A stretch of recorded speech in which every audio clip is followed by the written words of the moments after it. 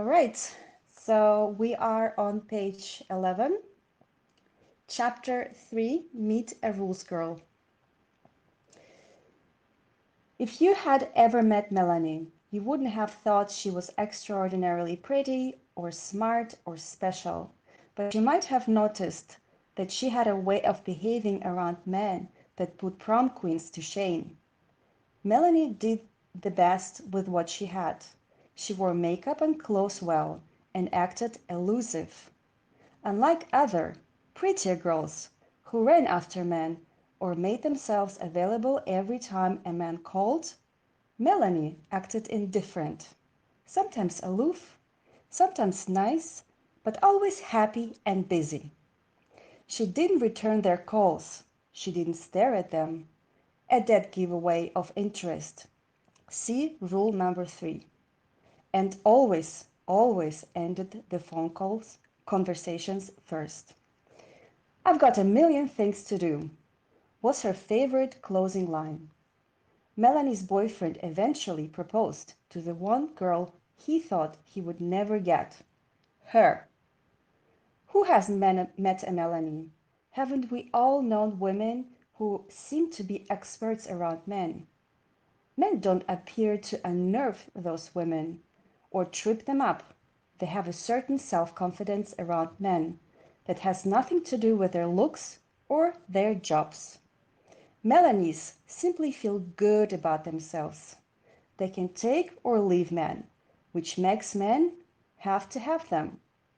Call it reverse psychology or whatever you want, but Melanie's always got their men. All right, I'm gonna stop right there, and I would love to hear what you girls want to comment on this part. Uh, Maybe Miss M would start. Yeah, absolutely.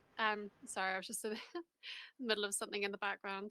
I think what's so interesting about this chapter is the fact that um, there's no like focus on the outcome of anything. So like when you're at a specific event, when you're meeting men, there's just kind of no expectation, and I think that's really important. It's just sort of having that glow about you as a woman, as just sort of loving life, and just simply sort of accepting that what will be.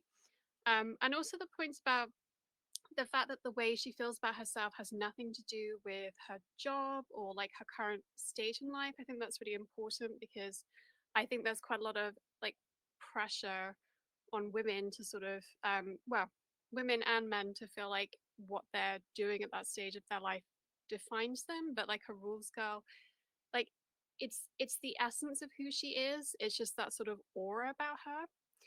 And yeah, like that's so important to focus on, is that like you don't need to prove yourself. It's just who you are. And also the fact that it's sort of like, you know, your like status in a man's eyes is sort of determined by you. It's by the way you carry yourself and the way that you act. And if you sort of have that nonchalant attitude, then it doesn't actually matter like who he is or like what stage he's at in life. As long as he's like attracted to you and he's pursuing you, he'll just kind of always be going after you. And yeah, those are just some general thoughts initially. But yeah, I'm happy to pass the mic back to you, Miss A, or I'm not sure Ah, if you're yes, using you can call me Alina. Thank you. Well, Alina. I am passing back the mic to Renegade. Renegade, would you like to say a word or two about this? You need to unmute yourself. I think you forgot. Renegade. I think maybe she's away. That's okay. We can, I mean, I can continue to read one more chapter and see if I'm Renegade is here. back online. Oh, you're I'm here. here. Great. Okay, Morgan. Well, I'm sorry, Miss Sam. Uh, she's got it down right, and and talking about Melanie and from this chapter, I agree with Miss M. It's about your essence of being a woman, and you are secure, and the rules teach you to be secure in yourself, that you are not defined by a man. And the chapter was giving a positive, example with Melody, because she's not making, men the center of her life. It's not all about them, and she got her Prince Charming. Miss M, I'm trying to think of something because Miss M just took any answer I can get. That's a compliment, Miss M. Thank you, Renegade. Yes, I would like to say a word too. So yeah, I think this chapter is really it explains well the essence of Melanie, or whether it's a real or fictional character. We don't know. The book doesn't really confirm this, but the book says that we have all met a certain Melanie in our lives. Basically, it's that particular woman that seems to be so self-assured and confident about anything in her life regardless of her circumstances. And that's what the chapter is trying to explain to us, that no matter our circumstances, no matter what we're going through in our lives, is that we still know we are worthy of the best treatment and the best guys and the best friends, and it does not deter or should not deter us. We're not putting ourselves down. And I think the chapter is trying to build us up, to make us understand that we should, you know, between the lines, it reads to me that we should not settle for mediocre, um, yeah, for anything mediocre. Yes, maybe I could read half a page additionally, and then we can comment on the next chapter. What do you think? Okay. Yeah, sounds good. Okay, great, thank you. Um, Let me see. Yeah, okay. When you meet a Melanie, especially a plain and simple Melanie, you want to go up to her and ask, "What is it? What are you doing that makes men run after you? What's your secret? What am I doing wrong?" A genuine Melanie would probably say without too much thought, "Oh, it's really nothing."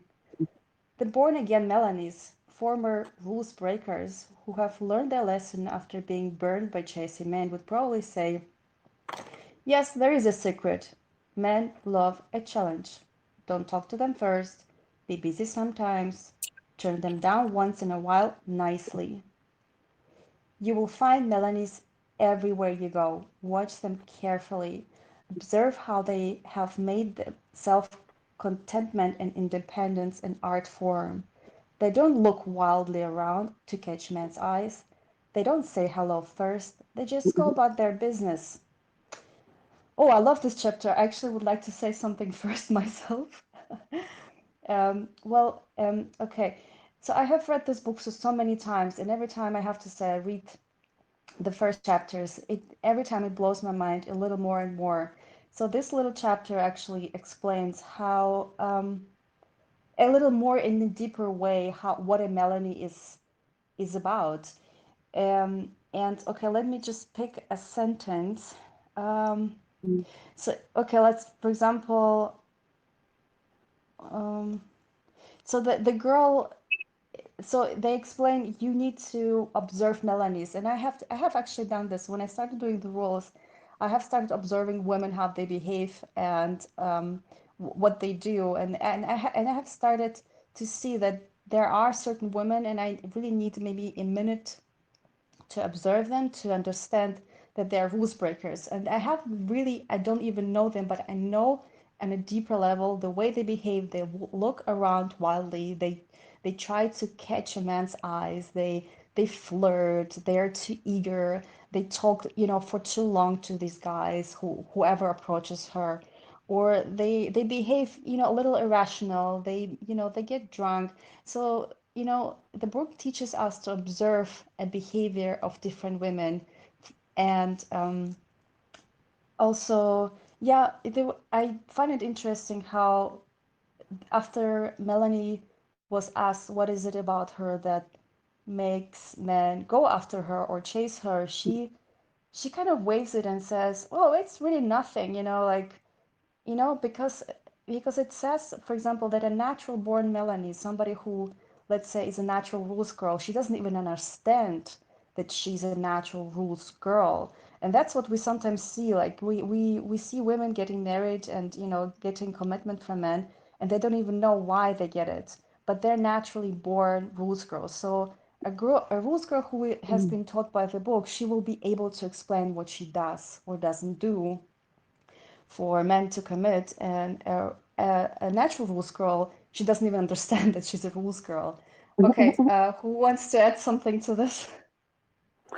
Well, you know, and that is true because my main run in is really has not been with rules girls, but it's been with the total opposite. And what you say, you're sitting there, and for an example, I was friends with this one girl, like you, Elena. She was a model, and she had all these degrees and certificates and everything, but she would automatically turn into, oh, I'm going to play stupid and I want to appear as intelligent. And I'm like, why?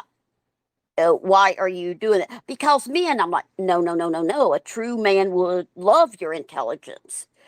And I just saw her throwing herself at guys left and right. And I'm like, excuse me, lean back. You walk into a room and guys are stumbling to get your attention.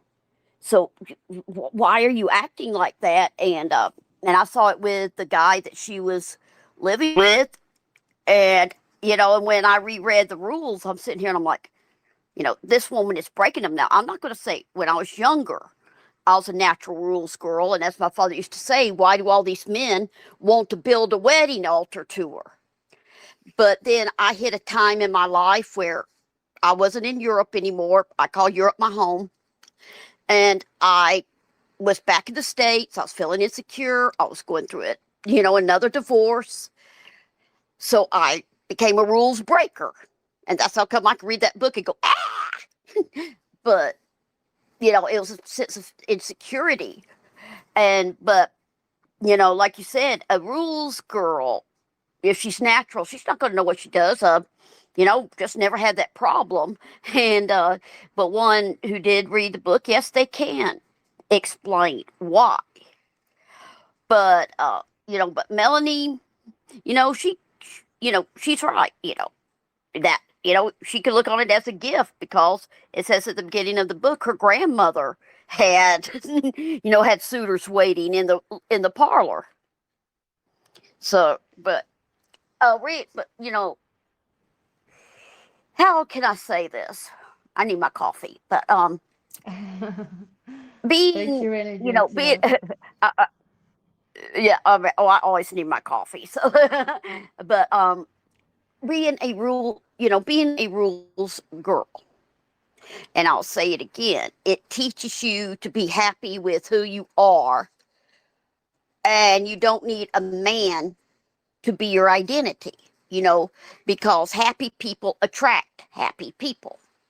At least that's the way I look at it.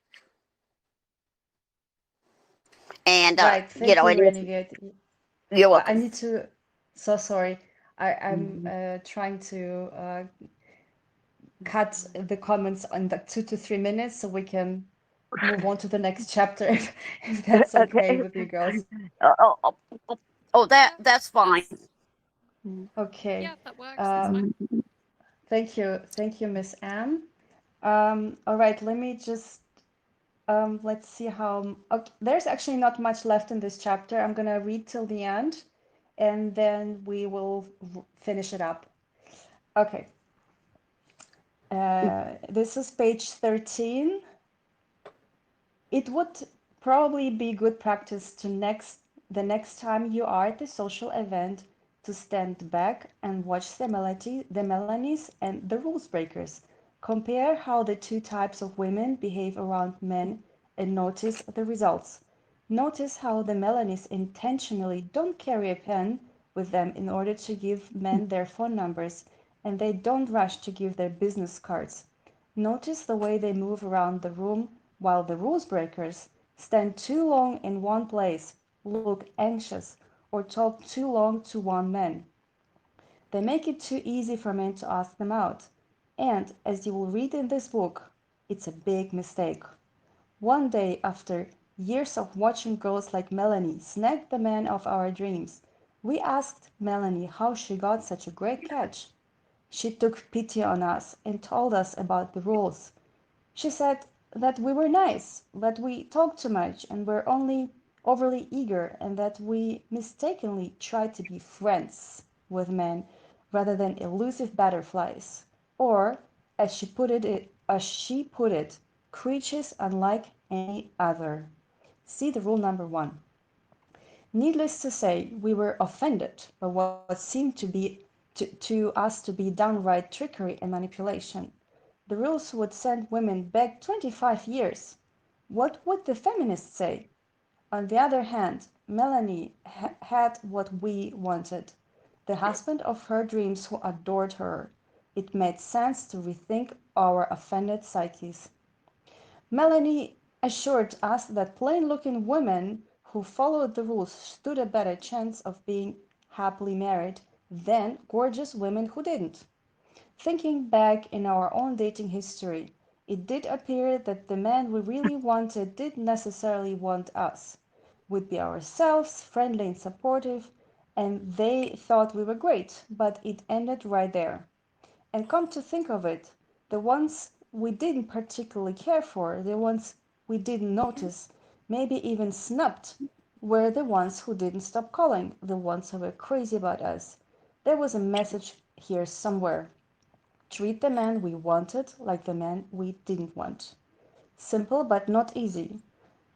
But what did we have to lose? We wanted what Melanie had, so we did what she did, and it worked.